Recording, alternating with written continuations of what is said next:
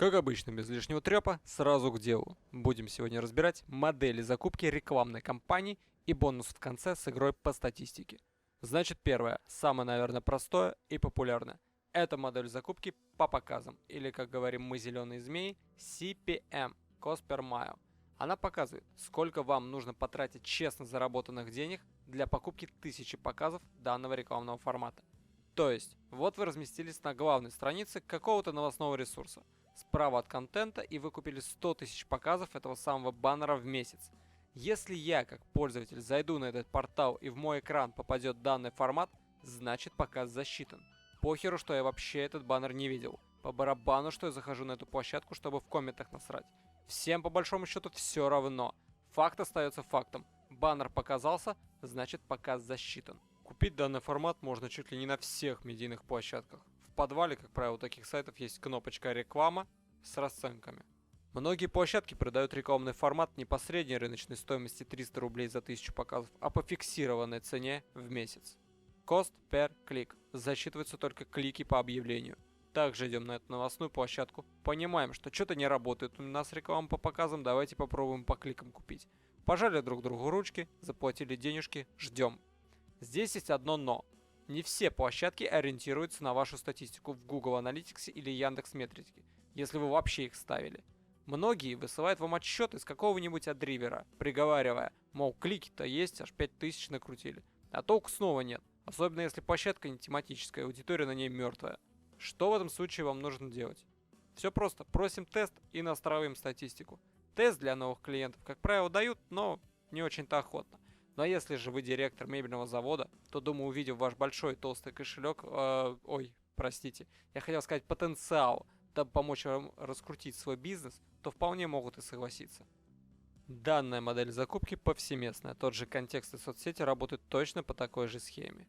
CPA – Cost per Action. Это скорее основоположник целевого действия, за которое с вас берут деньги, и от него уже идет покупка по лидам. Cost per Order – оплата за сделанный заказ на вашем сайте. Cost per Call – оплата за звонок. То есть вы платите только за тех посетителей, которые вам позвонили. И так далее. На самом деле, модификаций очень много. Разберем один из самых популярных, а то я боюсь, перегрузка информации у вас будет. Значит, покупка по лидам. Вы все тот же директор мебельного завода, и как-то поутру вы думаете, а что это мои продажники сидят без дела уже второй месяц? Говорят, что всех обзвонили, надо бы как новые контакты найти.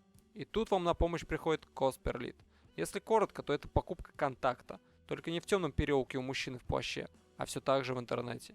Целевой контакт назначайте сами, будь то номер телефона, e-mail, заполненная анкета с фамилией и имуществом и так далее. Чаще всего и проще, конечно, пользователи оставляют свой e-mail, подписавшись на ваши новости.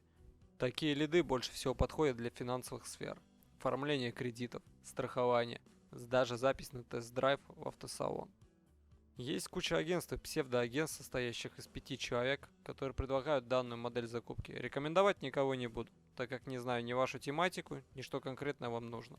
Читайте отзывы, задавайте вопросы потенциальному подрядчику и просите тест. Это лучше, чем вслепую отдавать бюджеты в никуда. К слову, некоторые из этих ребят с бюджетом ниже 100 тысяч рублей не работают. Честно говоря, по такой схеме я лично не всегда берусь работать, так как не всегда удается объяснить клиенту схему взаиморасчета. Опять же, не все заявки считаются, так как статистика чаще всего настроена каким-то магическим образом. Если настраиваю я, то проблем, как правило, не возникает. Но если мне открывают только гостевой доступ, то это уже проблема. Пару лет назад я зарабатывал на нескольких сайтах с хорошим трафиком и был подключен к партнерской сети. Если коротко, то вы создаете сайт, к вам прется народ, после чего вы размещаете у себя баннер какого-то клиента и получаете деньги, если человек с вашего сайта перешел на сайт клиента и купил там что-нибудь. Мое дело привести заинтересованного человека на сайт, который, скажем, хочет оформить покупку. Все. Я хочу получить за это деньги. Что происходит дальше, меня волновать не особо должно. Меня не волнует, что менеджер сидит в контактике и обсуждает свои интимные проблемы, вместо того, чтобы сразу перезванивать. Меня не волнует, что он не знает, как разговаривать по телефону с этим клиентом, если товара нет на складе, и так далее. Проблем множество. Чтобы было ясно, я сейчас обговариваю позицию большинства подрядчиков. Их задача простая – привести горяченького клиента к вам. А вот что будет дальше, их это совершенно не волнует. Дальше, так сказать, вы должны подключаться в работу.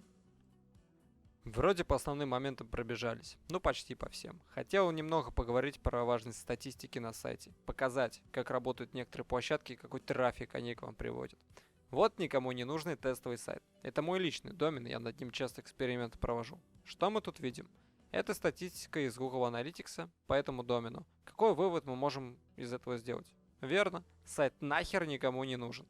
Делаем раз, и чудесным образом появляется пара десятков уников.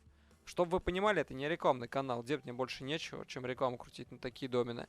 Это просто ленивые боты, так как здесь был использован простой скрипт по накрутке трафика, который, к слову сказать, Google и Яндекс еще более-менее фильтруют. Остальные системы аналитики считают это нормой.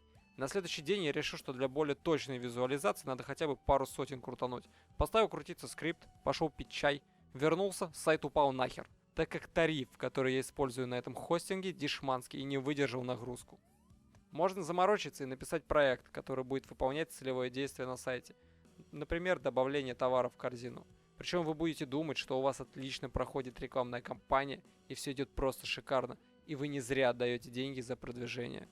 В общем, не тяните за хвост енота. Чем раньше вы поймете, что такое интернет-маркетинг, и будете делать как можно меньше ненужных шагов, тем лучше для вас, для вашего бизнеса и для вашего бюджета в целом.